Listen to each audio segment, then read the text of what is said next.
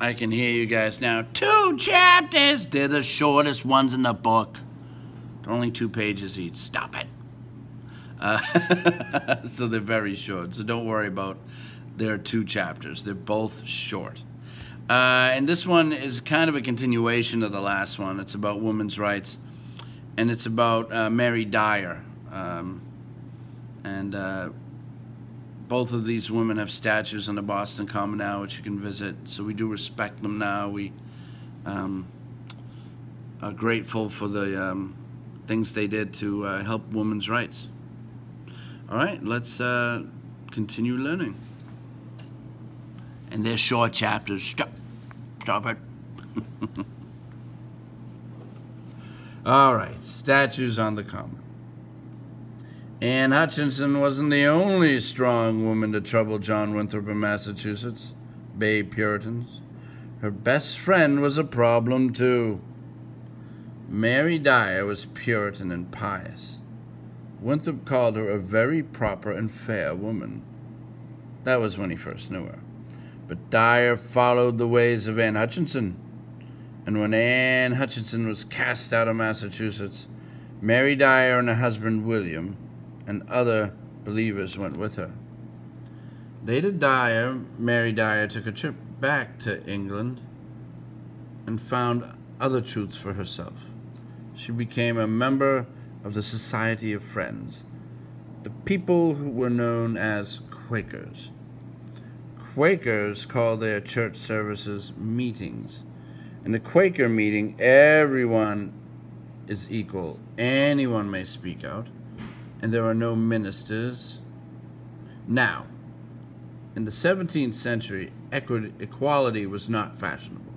Besides, Quakers refused to swear oaths of allegiance to anyone but God. Now, I know we say an oath of allegiance to the flag in America every morning. Quakers cannot do that. There are Quakers in America that don't say the Pledge of Allegiance because of their religion. And they don't fight wars either because their religion believes in peace. So they're allowed not to do that as well. But oaths of loyalty to the king and country were expected in England and everywhere in the 17th century.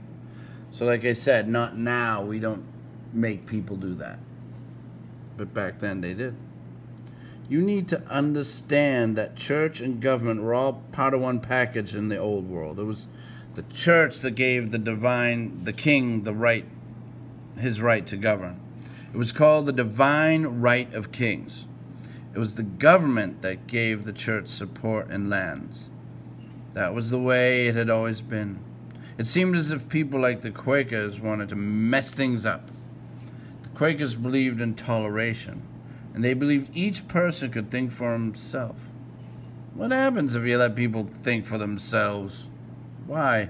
The next step might be for them to say that the king's church and the king's priests weren't needed. And Quakers did say something like that when they sat in their meetings without ministers. So maybe you can see why Quakers were hated and persecuted by the authorities in England. They weren't liked any better in the colonies. The magistrates of the Massachusetts Bay Colony passed harsh laws to keep them away. But that didn't stop them. Some Quakers seemed determined to be martyrs. Let's look what a martyr is. A martyr is someone who would rather die than give up his or her belief. Okay, and then the gallows pole coming up. A gallows was 2 standing poles in crosspiece from which people were hanged. So it's really where people were hanged. Sometimes bodies were left on the gallows for a while as a warning to others. Very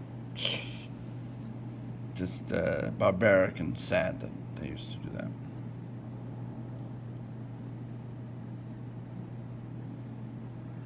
All right. And Mary Dyer was one of them. She came to Boston and was sent away. She came back. This time she was tried with 2 Quaker men, and all 3 were led to the gallows.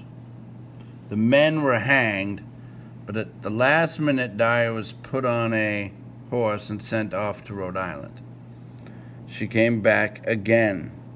Now, what do you do with a woman who cares so much about her religion that she will risk death to preach its message? You'd think the Puritans would have understood that devotion. Maybe they did, and that's what scared them. The Puritans tried Mary Dyer again. This time they offered her her life if she would leave Massachusetts forever. She refused.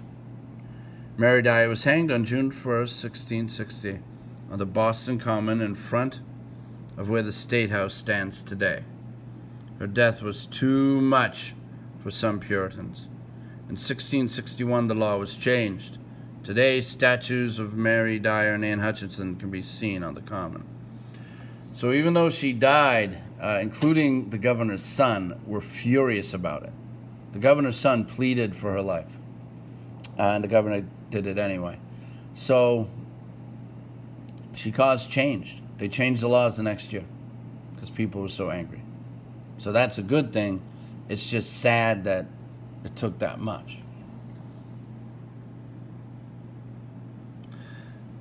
But most Puritans thought they had done everything they could to be fair to Mary Dyer. Sure, hang her because she doesn't believe like you. Oh boy. Remember, it was different. It was a different world then. That's true. A world just leaving the Middle Ages. A few people in Europe were beginning to question the old ideas, but those questions traveled slowly across the ocean. When people started talking of toleration, the Puritans could hardly understand what was happening in the world, writes Perry Miller, a historian of the Puritans.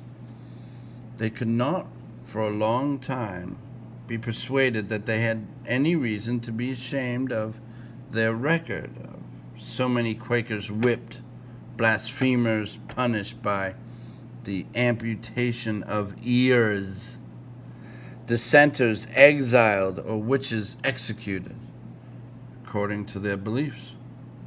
In Europe at the time, the Puritans had left these were achievements to which any government could point with pride. So, at first, they didn't realize what they were doing wrong. They're like, oh, we're doing the right thing. We're trying to save the world, and this is the right thing. It's what the Bible says. I don't know where that's in the Bible. Hang witches, I mean. All right. Hopefully we'll read something more cheery. Oh, yeah, the witch trials come up. More mistreatment of women. Sorry. Bye.